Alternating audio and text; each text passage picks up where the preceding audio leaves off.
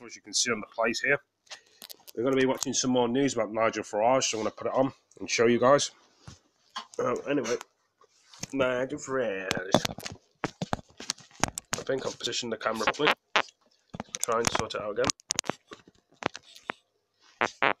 Alright, I got to double check. Let's see. Loads of news around the world.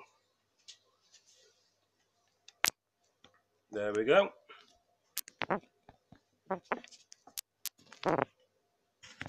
So look, I'm just trying to position the camera. There we go.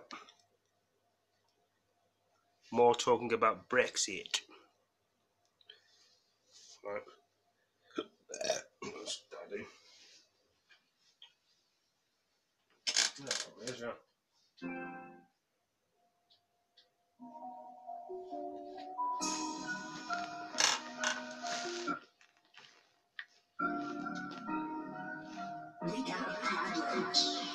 What's going on, guys? Welcome to the video. So it seems Nigel Farage has pointed out one of the ways that Boris Johnson could get... So, I'd find a different one. This would be better.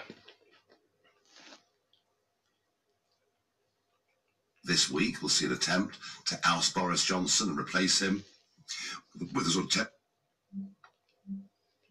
I'm trying to find a better video, but let's just take a bit of stuff. One of those days, guys, I can't make my mind up. Right Honourable Jacob Rees-Mogg MP, the Leader of the House of Commons. Thank you. Ladies and gentlemen, thank you so much. There seems to be some enthusiasm in this hall for getting Brexit done, and I didn't realise there were so many members of the North East Somerset Conservative Association here, with whom I always had a little deal at fringe events. With a little bit of extra applause, I'll tug on my earlobe, so you're now let into the secret. But it's an extraordinary honour for me to be here speaking at this conference, because like so many of you, I belonged to this party since I was a mere youth. And I'm sorry to confess I was once a mere youth. I've sat like you in the seats in the days when conferences were held at the seaside. And I cannot tell you how pleased I am that you, the members, are once again the focus of these sessions. It was here, thank you, somebody agrees with me. Thank you. It was here in Manchester that Disraeli captured the essence of conservative principles in his 1872 speech at the Free Trade Hall, which lasted, out of interest, for over 4 hours. When he set out our priorities for the Constitution and for the condition of the people, especially their health. He also noted that the audience he was addressing was of the highest intelligence, but not one that could compete with the brilliance, the luminosity of the audience in front of me today. We are better than Disraeli's audience. And he knew that the Conservative Party is a grassroots party. You, ladies and gentlemen, are the source of all our energy and intellectual nutrition. And it is right that you, the members, are back at the heart of our conference. And we owe you a debt of gratitude, an enormous debt, for your robustness and resolve now that the constitutional storm clouds muster over this nation. We feel a bit like Gulliver, tied down Lippert, tied down by a ragtag, motley collection of feeble, footling, feckless politicians, all in desperate pursuit of a single unworthy aim, to renege on the solemn promise they made to the British people and to try to cancel the largest single democratic mandate in our history. On the left, not you, ladies and gentlemen, on the left, we have Jeremy Corbyn, self-avowed Marxist, arguably the most left-wing leader the Labour Party has ever had, who has achieved the most remarkable feat of being even more unpopular on his side than on ours. Now,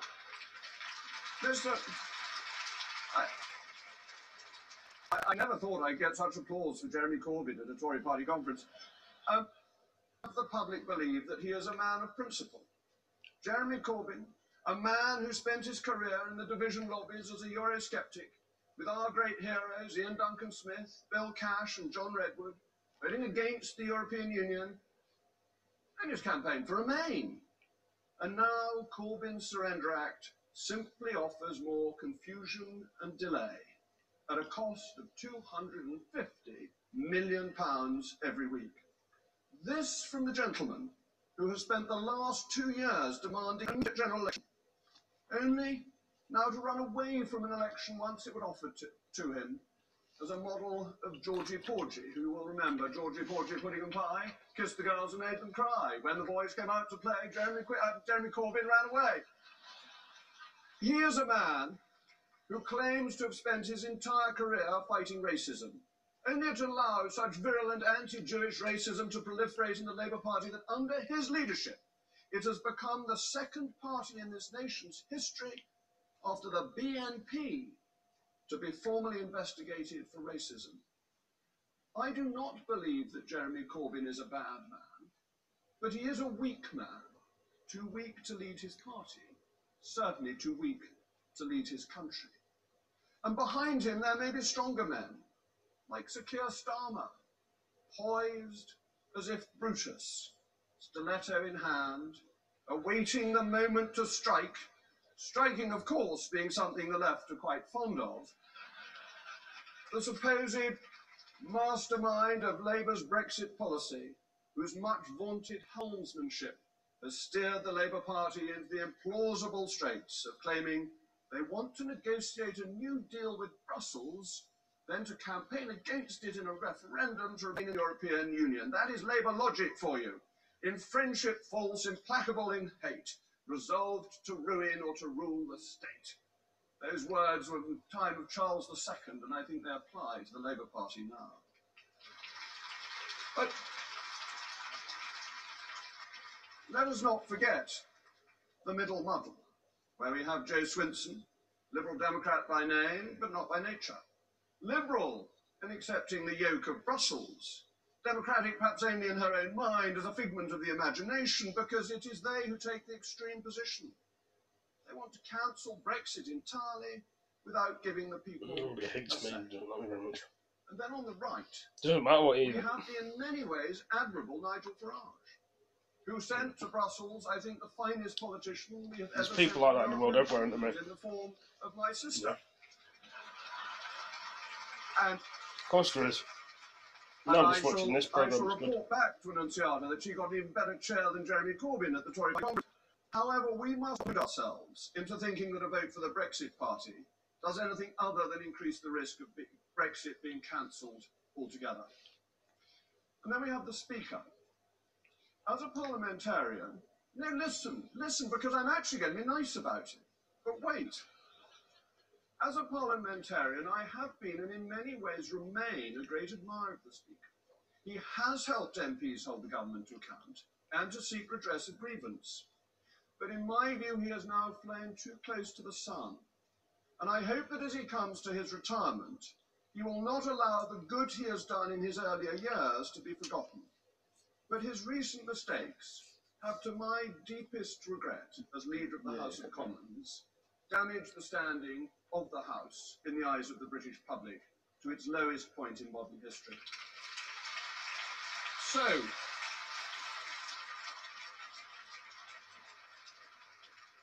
So how can this impasse, created by Mr. Corbyn and friends, who wish to cancel the referendum, be resolved?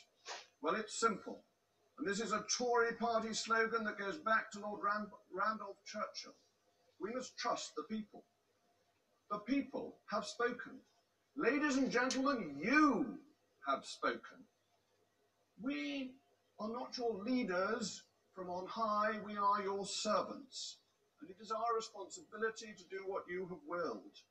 Parliament has promised to do it. Over 80% of members of Parliament were elected on a promise to respect the result. And the sovereignty of Parliament does not come out of a void, it comes to Parliament from the people. Yet this Parliament is now holding the people in contempt. Ladies and gentlemen, they are holding you in contempt. So we must have a general election. It is time for a new Parliament. A new egg must be laid that is not addled as this one is. We must trust the people as our opponents do not. And it is only a Conservative government led by our fantastic Prime Minister that can get Brexit done and deliver on the people's genuine priorities, because Brexit is a means to an end, not an end in itself. So boosting the NHS, providing more police on the streets, creating more good school places, and cutting the cost of living. So let me conclude as I started with Disraeli. Disraeli set out the glorious balance of our Constitution. That balance has been disturbed, distorted, and misplaced. And it is our responsibility to restore that balance once more. And that will be done through a general election, through the good sense of our masters, the British people.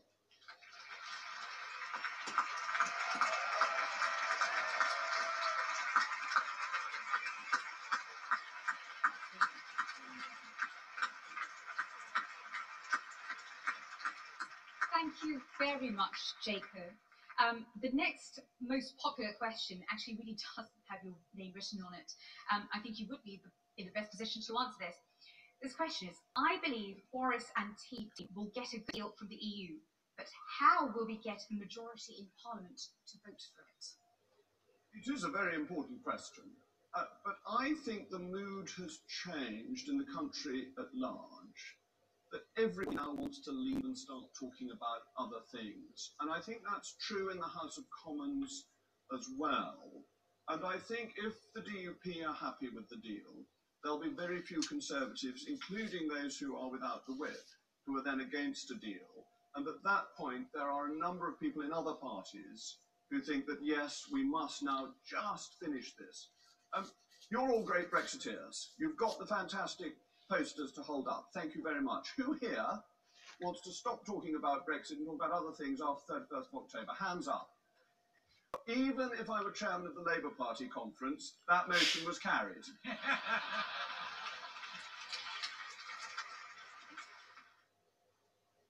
Wow, that was interesting.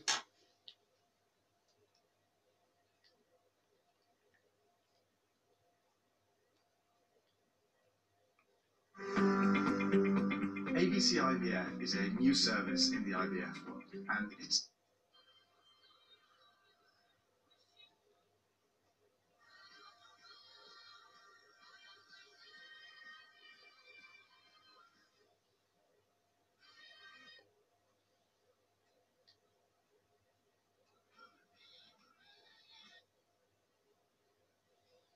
Who in just 9 weeks. We are tuning in for a great few days. Like you, I'm a volunteer, and I'd like to start by recognising the hard work, resilience, belief and hope that you show every day, hosting events, knocking on doors and forming latest policy thinking. So thank you. I don't think that's enough.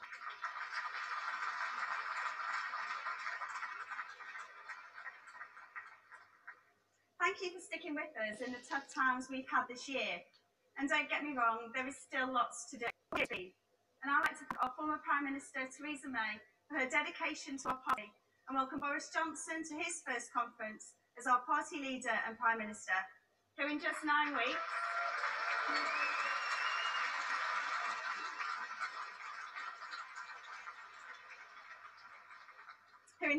weeks I think we can all agree he's been extremely busy. Now, in terms of our elections this year, I don't want to gloss over or dwell on the results. But in terms of the local elections, with their obvious disappointments, I'd like to thank everyone who worked so hard in fighting over 8,000 council seats. And I'd like to mention some North West highlights. Now, to be a Conservative in the North and in the North West, by God, we have to be. So I'd now like to mention Councillor David Greenhalgh and all his colleagues. Ah, they're over there. There's the Bolton crowd. David and all his colleagues on Bolton Council who took control this year for the first time in almost 40 years, and they're making a massive difference there already. Woo!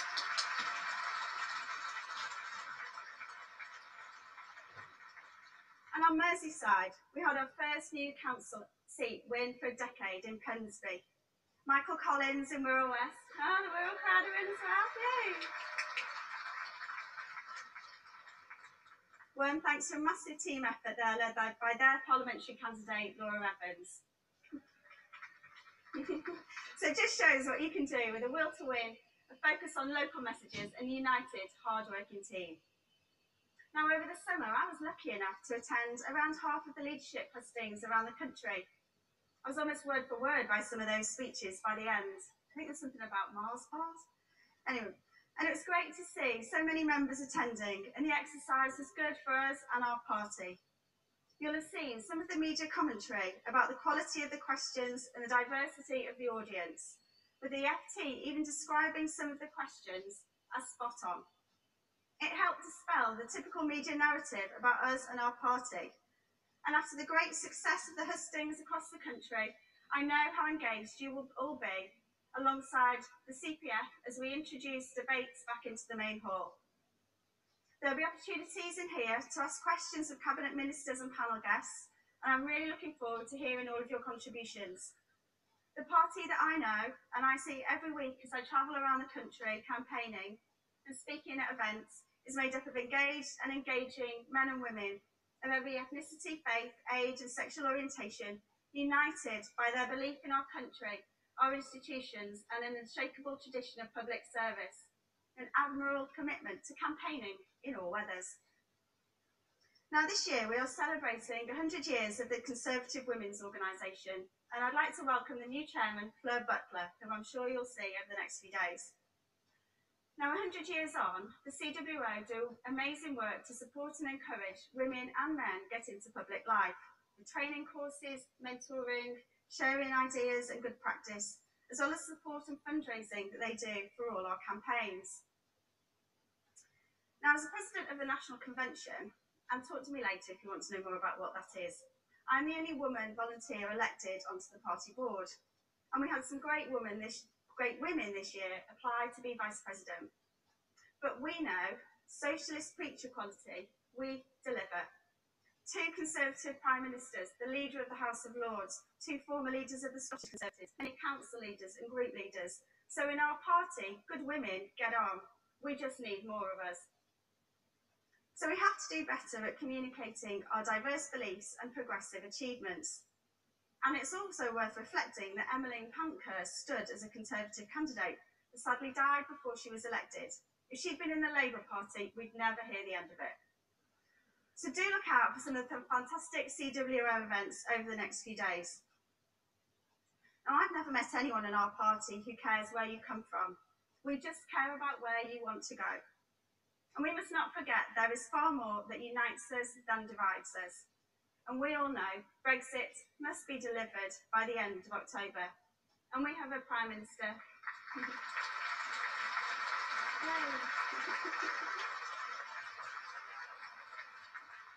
See lots of Brexit done signs flying in the corners. So we know it must be delivered by the end of October, and we have a Prime Minister who is determined to do just that. Because it's only by finally getting Brexit done that we can move on to the other issues that people care about, including investing in our NHS, our infrastructure, police and schools. So at this year's conference, you'll be hearing about the government's plan to get Brexit done and get Britain back on the road to a brighter future.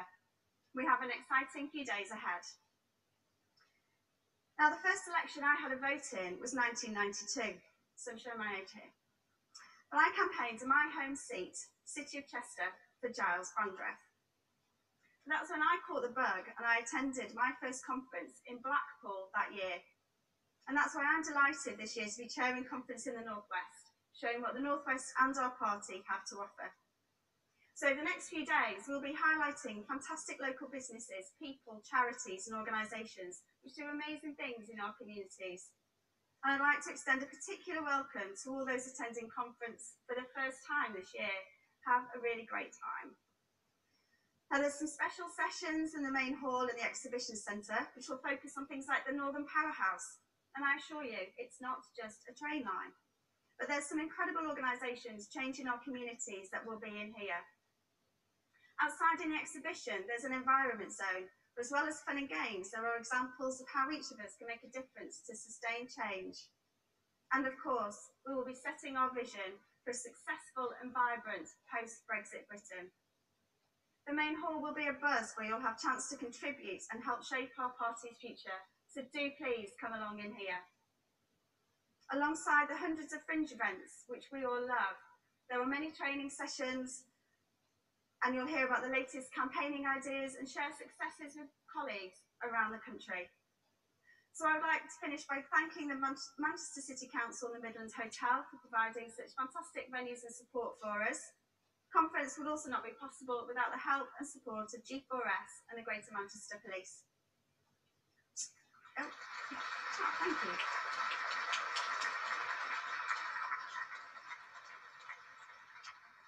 As you can imagine, it's been a fluid few weeks as we've been preparing the conference agenda. So I'd like to also thank those who helped organise the conference, David Comerford and Kate Jenkins, and our convention chairman, Andrew Sharp, for all his support.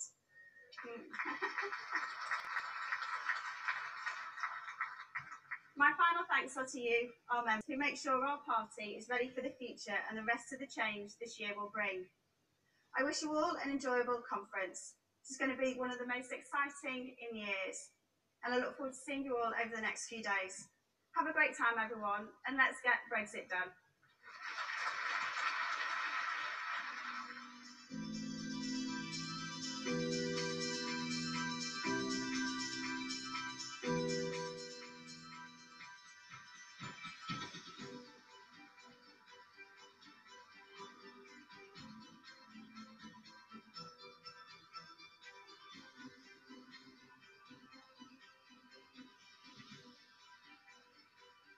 Is the oldest and most successful political movement in the history of mankind. Let's not underestimate what a fantastic organisation we are part of.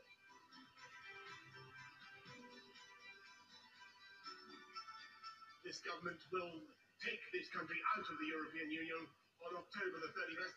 I know he's worried about free trade deals with America, but there's only one chlorinated chicken that I can see in this house, and he's on that list.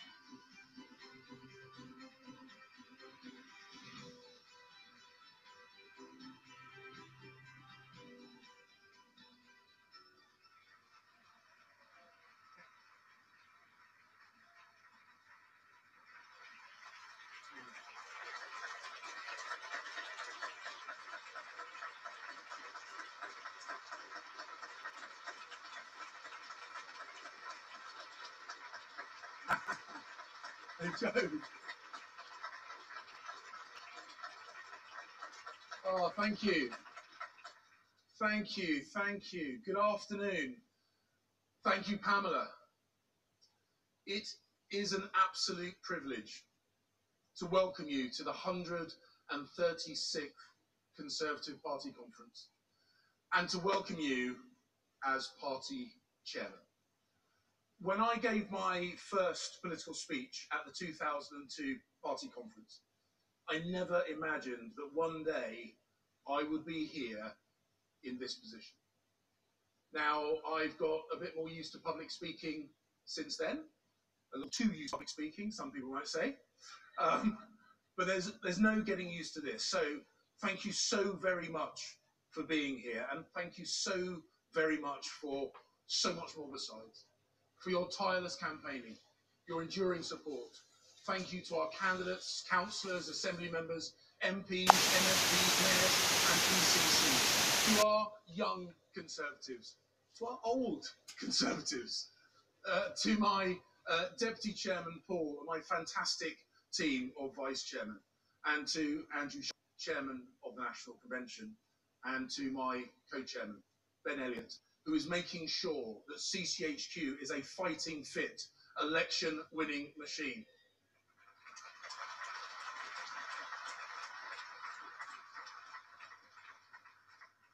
And thank you to my good friend and predecessor, Brandon Lewis, who did so much of the groundwork to make sure that this conference happened. But most of all, I want to thank you, our members. This is your party, this is your conference.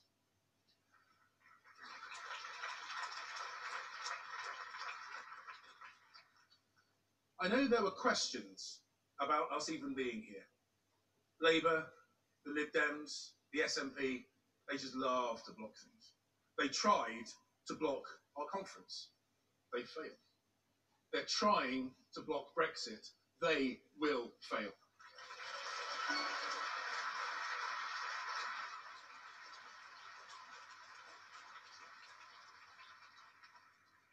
This year's conference, we're going to do things a little bit different.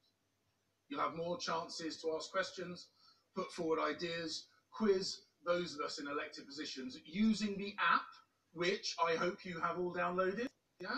Well, if you haven't, make sure you do.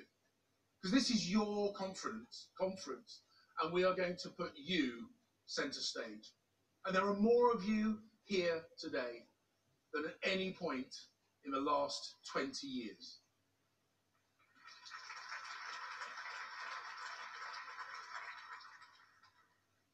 I'm proud to be a member of the most diverse cabinet in our country's history.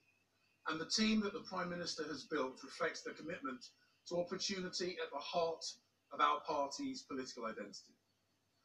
This is a government that believes that everybody should have the chance to live the very best life they can, whatever that looks like to them. And this means balancing security with opportunity, helping those that stumble without hindering those that fly. As Conservatives, we appreciate that challenge and we are ready to meet it. The same cannot be said of Corbyn's Labour Party. Choice, freedom and diversity are anathema to Corbyn and his comrades, because Corbyn's worldview allows no room for diversity of thought. The modern Labour Party is happy for you to look different as long as you think the same. You may have noticed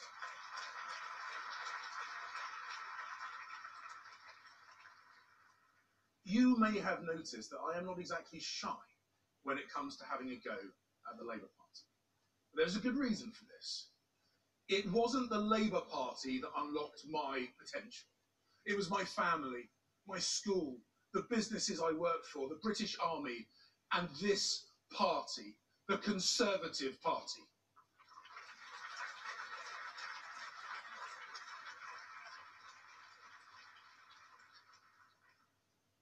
Having been a member of the Reserve Forces for many years, I am proud that we have veterans, reservists and cadet volunteers in every level of our party. The contribution of our brothers and sisters in arms cannot be overstated. So today, conference, I can announce that we have formally recognised the contribution of the Forces family. Yesterday, the Prime Minister and I signed the Armed Forces Covenant on behalf of the Conservative Party, the first and only political party in the UK to have done so.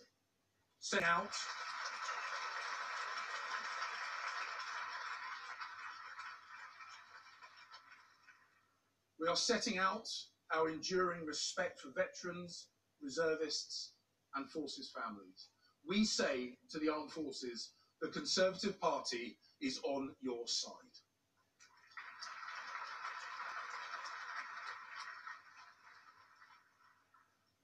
Meanwhile, Labour attack the very fundamental values that underpin our society. Values that not too long ago were shared by all major parties. This is not the Labour Party of Clement Attlee or Jim Callaghan.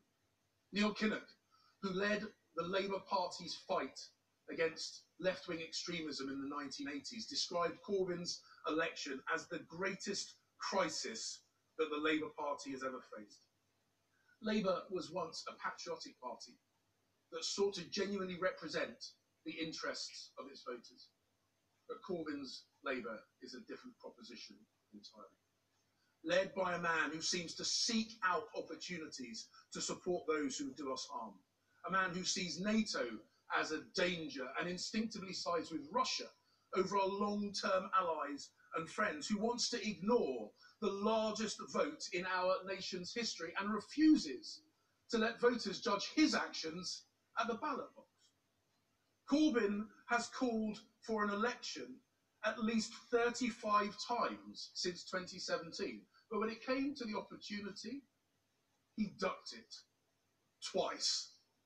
Now, instead of making the case, Labour prefer to manipulate the parliamentary process whilst hiding from the very people they claim to represent. Frankly, it's just not good enough. But whilst Labour continues to fudge their position, we have a clear message. Let's get Brexit done and get on with making the UK, and I mean the whole of the UK, a better, safer, fairer and more prosperous place for everyone to live. We will leave the EU on October the 31st. No ifs, no buts.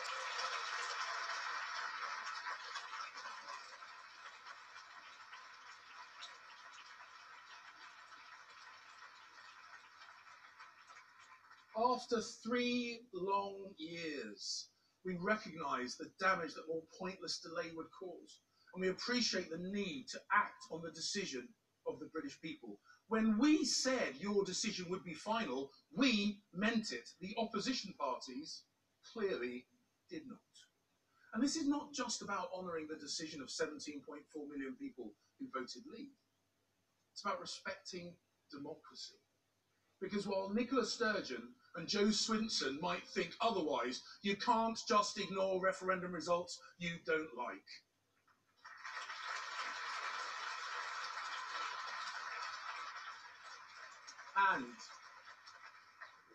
And with Brexit delivered, we will focus on the domestic issues we know deserve our full attention. I am proud of our record in government, but there is still more to do. As the Chancellor said a few weeks ago, after a decade of recovery, we will deliver a decade of renewal. And that recovery has not been easy. Our progress is a testament to the hard work of the British people. When we took office in 2010, the country was nearly bankrupt. As the outgoing Chief Secretary to the Treasury so helpfully summarised at the time, there's no money left. Such casual disdain for our public finances. That's the Labour way. Thankfully, now, our national debt is falling sustainably for the first time in a generation. Wages are rising faster than prices, and the deficit is down to 1.1% of GDP. And the fundamental strength of our economy will allow us to deliver on people's priorities. Because you know, as well as me, that when you speak to people on the doorstep, it's not Brexit that they want to talk about. It's schools, it's policing, it's our NHS. Those are their priorities and they must be ours.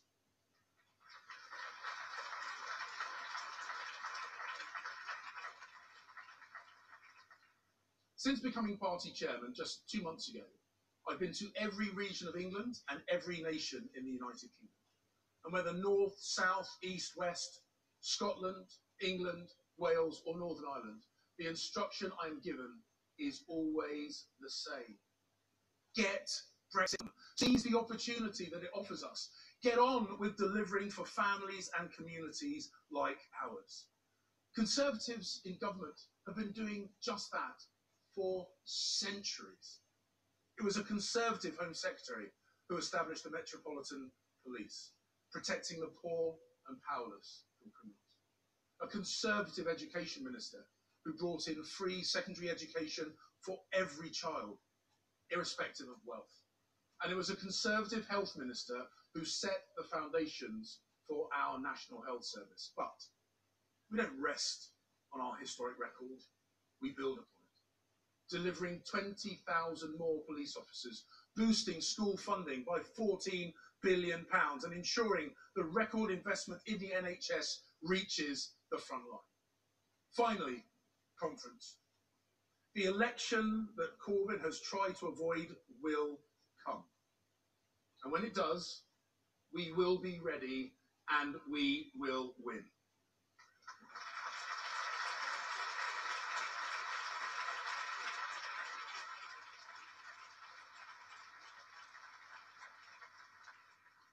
We have a team of first-class candidates in place. We have campaign managers spread far and wide. And, most importantly, Boris Johnson, our Prime Minister, elected by you, our members, has given us a clear, compelling, positive message to take to the country. So I say to Jeremy Corbyn, bring it on. Ladies and gentlemen, thank you.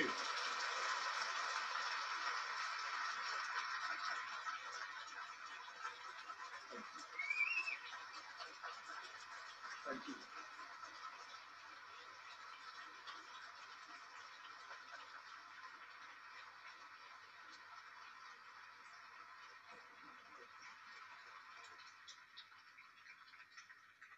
Ladies and gentlemen, please welcome our panel chair, Sophia Gaston.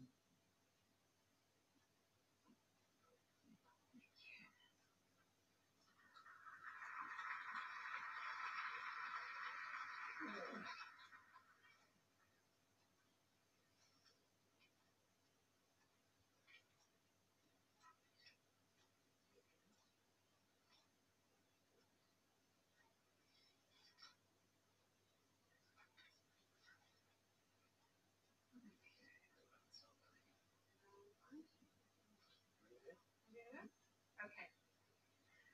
Good afternoon, everyone. My name is Sophia Gaston. I'm the director of the British Foreign Policy Group. It's a great privilege and honour to be here today to chair this panel. It's plain for all to see that Britain stands at a crossroads, really crucial point in our history. Brexit has compelled a conversation about our role in the world. It's also true that this conference comes at a time when the nature of global challenges is evolving rapidly. Many of these, such as climate change, migration, security, transcend national borders and require us to forge strong and productive relationships. There are also, of course, many opportunities that await Britain in this new landscape, but we must be smart and strategic and agile in order to seize them. On this panel here today, we bring together three of the Secretaries of State who really stand on the front line of our efforts to achieve this. This is an interactive panel, and there is a way in which you can be contributing to the live conversation through the conference app. We are crossing our fingers that we do not have any technical difficulties, but please send your questions in by logging onto the session. You can upvote questions, and we'll try and address as many of them as we can throughout the session. So without further ado, I would like to introduce our first speaker, Ben Wallace, the Secretary of State for Defence.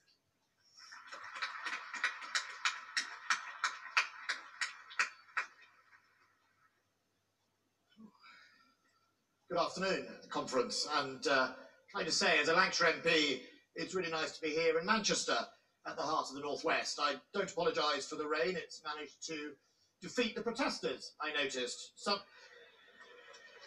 I think some of them don't really like a shower from time to time, so I suspect that's what's driven them away.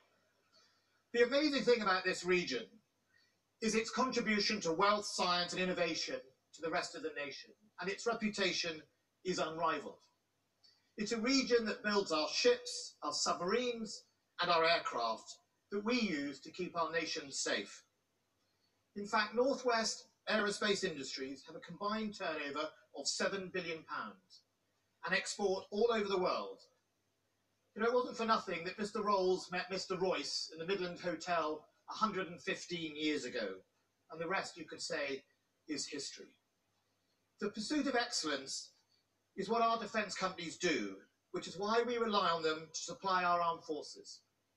Excellent defence anchored in engineering excellence, a partnership that supports jobs and skills up and down the spine of the United Kingdom, spreading prosperity and creating wealth and paying taxes. I was delighted in July to have been appointed Secretary of State for Defence.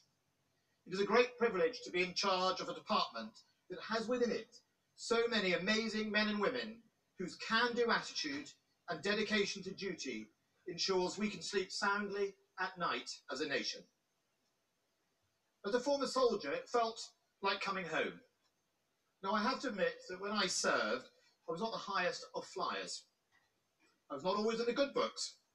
Indeed, I was often in receipt of numerous extra guard duties for one transgression or another. But I wouldn't have missed my years in uniform for the world.